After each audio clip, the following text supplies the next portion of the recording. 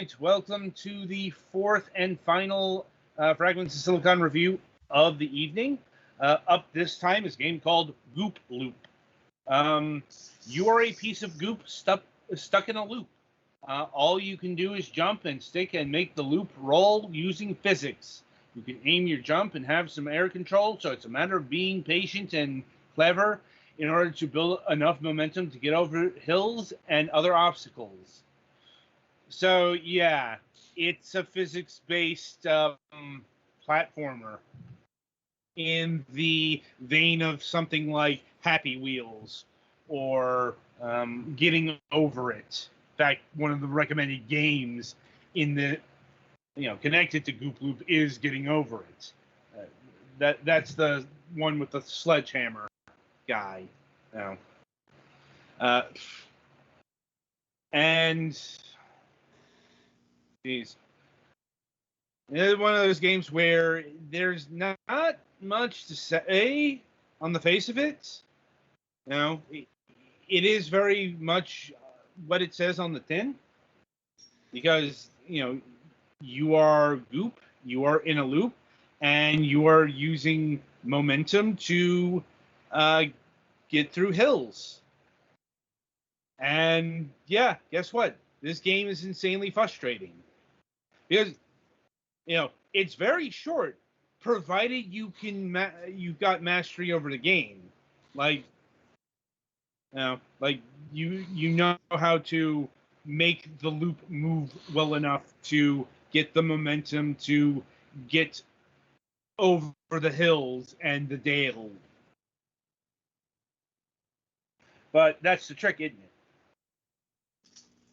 Because you can see, I hesitate to call this realistic physics because, momentum tends to work a bit, doesn't work like this. Mm-hmm.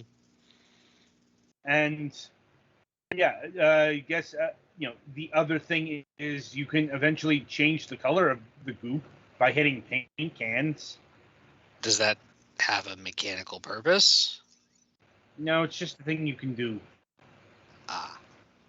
No. I guess the other thing to mention about this game is its tone. It's very wry, very dry wit in its presentation. Like, just on the Steam page here, it's got a lot of glib commentary about, having a sound card. Do you hear sounds? Then whatever you have is probably good enough. Graphics, I recommend you just try and refund it if your potato can't run a 2D game. I mean, I don't know, that object physics. Yeah, it's like,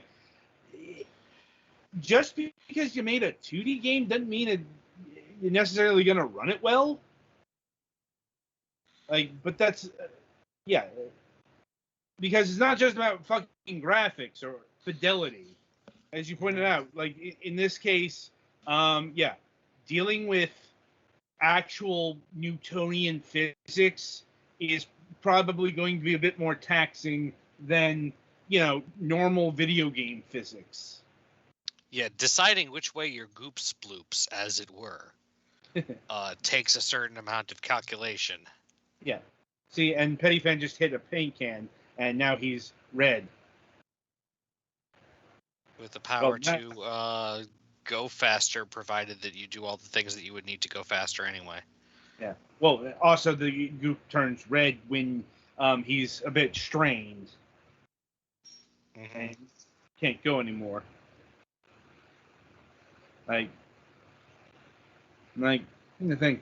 Not sure if there's any real music to speak of. And some points. And really, now, as far as pricing goes, this game clocks in at $3.99. God,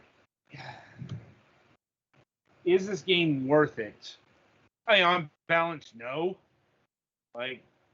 I really, really despise these kind of physics exercises, because they're not really exercises in good gameplay. They're exercises in fucking frustration and YouTube clickbait. At least they were. Like, God knows there were a lot of Happy Wheels game videos out there, a while ago. But something tells me Goop Loop isn't going to take YouTube by storm. Call it a hunch. And if it does, we're on the ground floor. That being said... but Adam, it rhymes. That's like plus 20 virality points.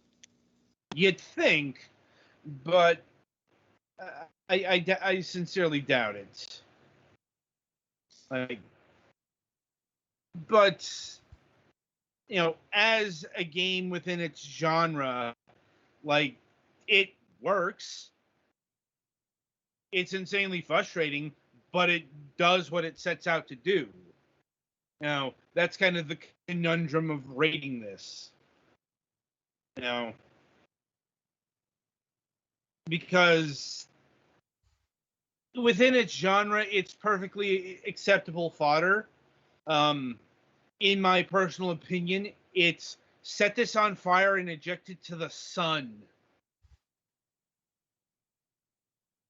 So yeah, not recommended. But I couldn't actually say that this would appear on our worst of list, because we actually cover a range of titles, and we know the difference between a fucking actually broken game and a game that's intentionally setting out to piss us the fuck off. And that's the latter right here. Petty, anything else you want to add to this bonfire? Why did you make me do this? Maybe wrapped up. Have you muted yourself? He may be screaming in rage right now. Probably yes in the latter. Why did you make me do this? Because I had to. It's good to be the boss. It's good to be king. Yes. And look, the developer got $4 from us, so everybody wins, except who don't. Anyway, yeah. The game's a trash fire, but it's a trash fire that sets out to be a trash fire. It's not... I mean, it's bad, but it could be worse. It could have been trying to be good. Yeah. Like I said, as a physics-based exercise in frustration, it works. As an actual game, it's fairly competent. Like the actual jumping within the loop could be better, I think. But once again, I think that's part of the point here. The jump's a bit shit to get you to flip the old lid. So, yeah, I think that'll about do it for Goop Loop here. Much to the joy of all. Mm-hmm. Anyway, so that'll about do it for this installment of the Fragments of Silicon Reviews. Coming up on the week ahead, let's see, on Wednesday, August 25th, we will be having Thor of Pirate Software. If you recall, this was actually the guest that we were supposed to have, but they got the flu, and they ended up actually no-showing the show. That's where we had to bust out the emergency 80 days playthrough. And it turns out that they had the flu. So, but it looks like everything is in alignment for Wednesday. We'll be talking about the unconventional RPG Heartbound, not Starbound. It's a different game, which is currently in early access. And don't think we got a copy of that, but it's got a demo, so if we don't, it'll work out there. And we do have a Friday show this week. On Friday, we'll be having Stefan Sava of Shade Bob Games, and we'll be talking about their first fair. Infinitrap Rehamstered, which is a 2D platformer that was in early access for a good long while and just recently came out. I missed the first time they hamstered it. Maybe save that for Friday. Anyway, and as always, we will be having a new episode of The Last News Desk on the Left on Wednesday. So until then, I shall wish you good gaming.